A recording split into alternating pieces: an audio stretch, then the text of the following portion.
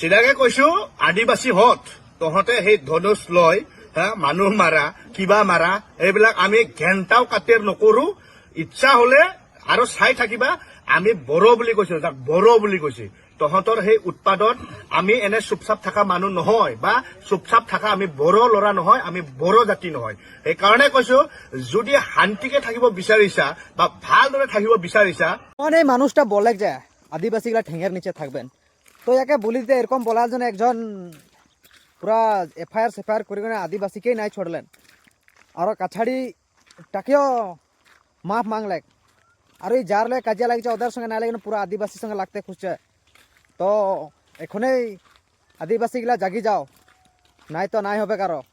সময় পার হয়ে যাচ্ছে ইলেকশনকার পিছা কোনো করতে নাই পারবে এদের ঠ্যাং নিচে পৌঁছাই দেবে আমাদের আদিবাসীগুলাকে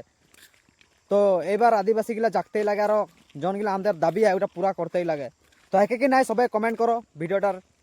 মে